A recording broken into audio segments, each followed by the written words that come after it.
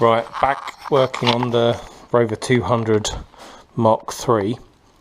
Last time I'd begun my exploratory cuts into this area, and then I concentrated on working on the 400 again. I'm just trying to remind myself what I was up to. I think the next logical thing to do is to get that front wing off, because I want to see how much of the sill behind that wing is corroded.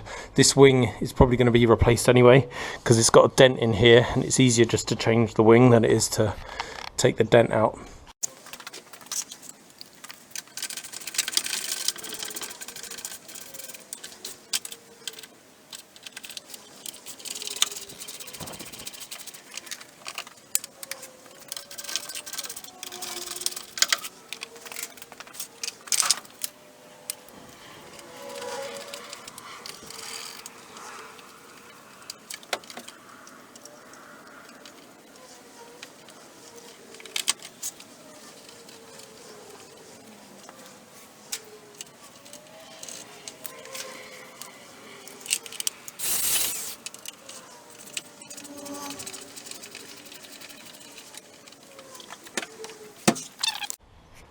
Wing off.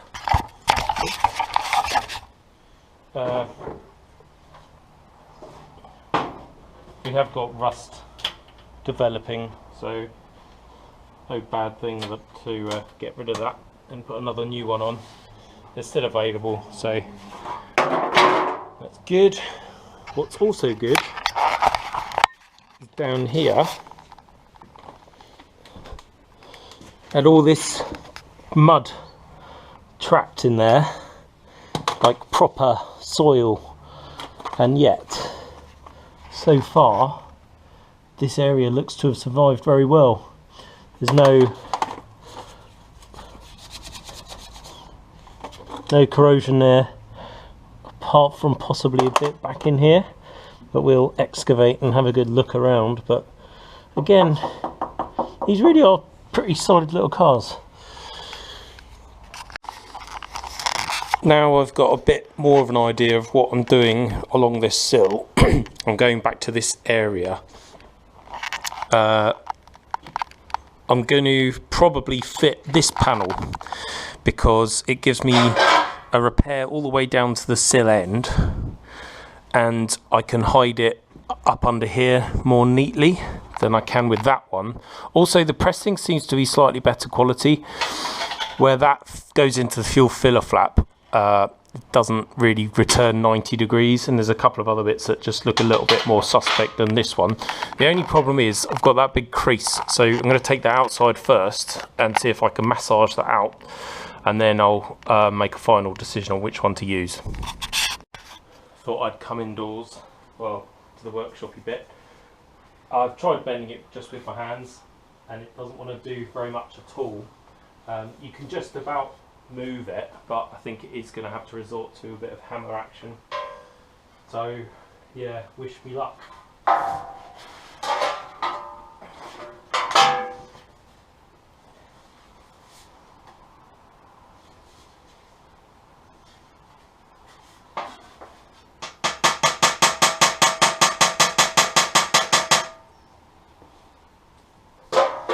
Figure if I get that kink out, it might start to pull that bit straight anyway.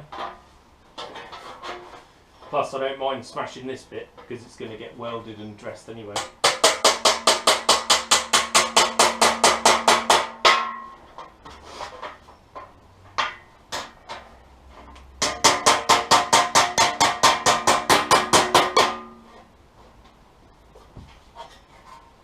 Yeah, it hasn't really done a lot at all, to be honest.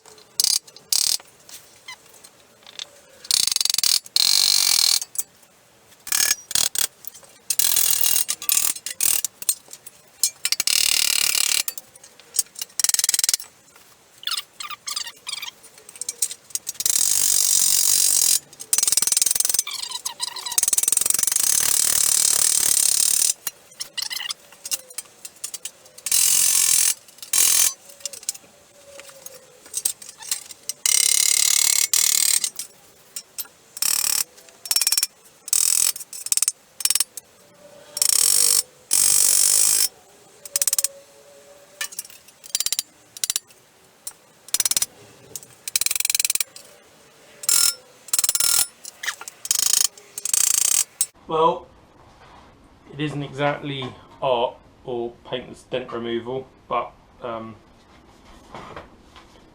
don't know whether that shows up. There's loads of little dimples that I've made, obviously, but you got to remember this is going to be chopped through here anyway.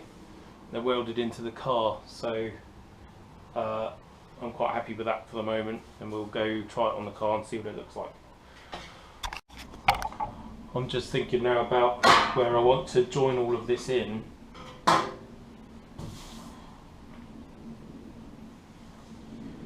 You can just about see the old body line. It's difficult because I've sanded the paint off here, but I think I might try and join it slightly above, because that gives me the best chance of this remaining like a crisp outline.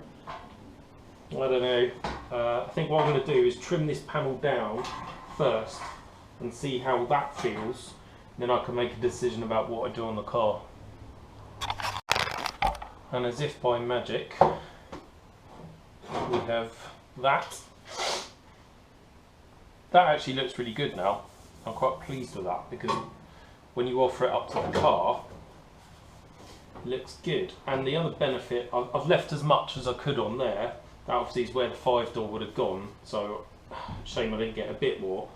But that bit has never been creased or bent, so that will give me the right profile for where I did have that slight dent in here and pushed it out. I didn't bother coming right back into here because there's just no point. I'm just going to chop up more of the car's structure that I don't need to. In fact, I probably won't even disturb that bit. I'll just put a couple of plug welds and go back onto that, so it's not proper OEM, but it'll be close enough. And then up in here, I don't really want to disturb any of that because it fits really nicely. So I will probably chop it through here and then, I don't know, like that maybe. I shall continue to think on that. But that's really good. I'm happy with that. I'm going to have enough metal to do that. So I'm going to put that somewhere safe so I don't distort it. I'm not going to do that repair right this second. What I am going to do is, now I know I've got that bit, mark out what I don't need on here and chop it away, because I still want to have a really good look at the back of that panel.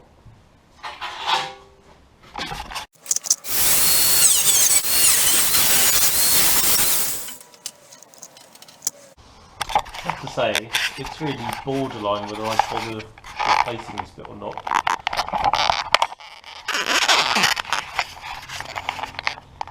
Hold on, I'll get a better light. As I was saying before, I forgot that you probably couldn't see what I was showing you. I've got a repair panel for this closing section. We've got pitting corrosion and it has actually eaten a hole through there, but it's all really solid, so it's borderline whether that even needs to come out. I think I will take it out because I'm here and I might as well, and I've got it in my hand, so that will give me something nicer to weld back onto. So basically I'm gonna chop that out, get rid of it, put the new one in, and then I can start rebuilding the rest of this floor and sill. I'll also get the wire wheel on here just to see what that surface corrosion is like. Pick off the rest of this flange.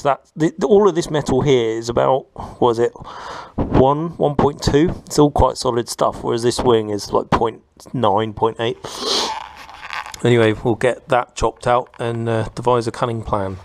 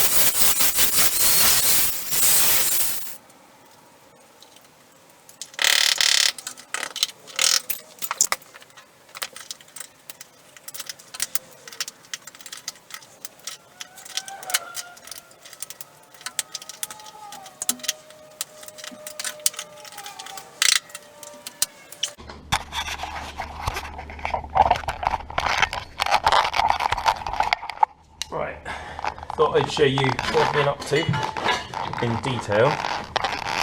I'm just exposing what's going on in here. So we've got a stiffener there, and this closing panel would have been plug welded onto it.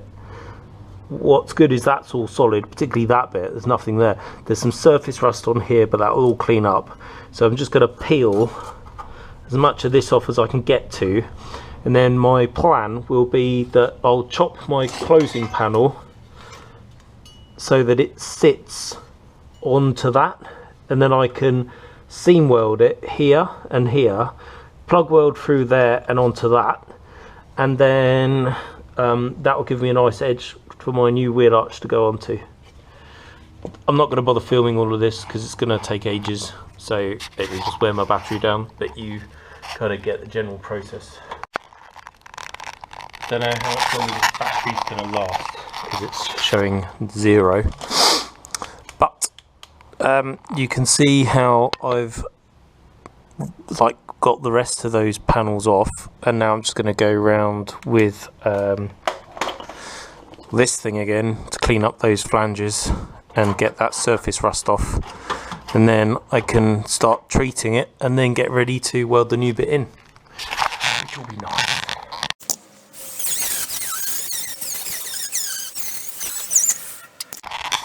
Just switched to tungsten carbide die grinder bits, which are a bit more aggressive. They're harder to control.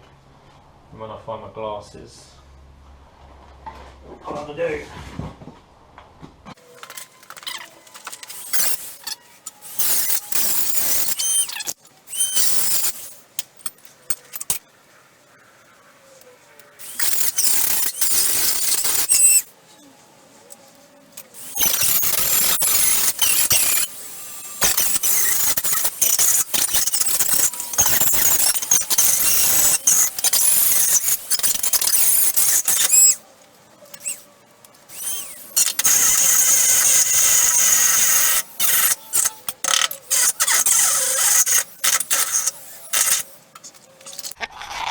Right, that is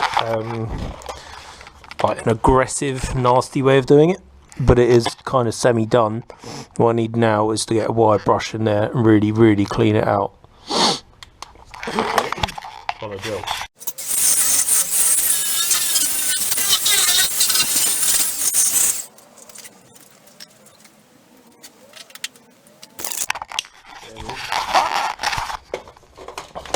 That is about as good as I'm going to get it, I think. There's really very little in there that troubles me. I'm going to go and get some Hydrate 80, which is that other rust neutralizer, rust killer. I will go and get my scribe and just poke out as much of that loose stuff as I possibly can. But if you look all the way down that channel, there's really very little wrong with that. So I'm very happy. So I might push that panel open, hammer that away, and I can really get in there and treat it. Battery is still going on this amazingly.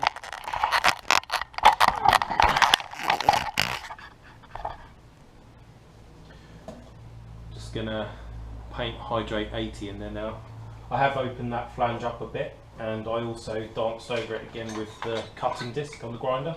The battery has died in the GoPro, so back to the iPhone. That's the Hydrate 80, that's all going off, and I'm happy I've got, well, I'm not going to say all of the rust because that would be a blatant lie, but I've got pretty much as much of the rust out as I care about. The rest of it's all solid, and when this is all welded back together again, I'll just shove shitloads of cavity wax dinitrile in there. I've been playing with the repair panel, getting that ready. Here we go. So I've cut a slot in there because I'm pretty sure that feature line is meant to sit underneath that reinforcer. So that goes like so, like that. Then I can plug weld up into it, or actually I might spot weld down through that. Then that bit with a bit of persuasion fits in there. I can seam around all of the edges, and I just need to work out exactly where the arch line is, so I might have to trim a bit off here and a bit off there. And before I weld it in place, I'll hold up my sill and wheel arch section and make sure all of that curve is right. But it's not, I mean, it's odd for me to be packing up while it's still daylight, but I'm tired because I've been doing this since about 10 this morning. Not just this car, but the green 400 as well. So yeah, I'm going to go have a cup of tea and enjoy the rest of my Saturday afternoon.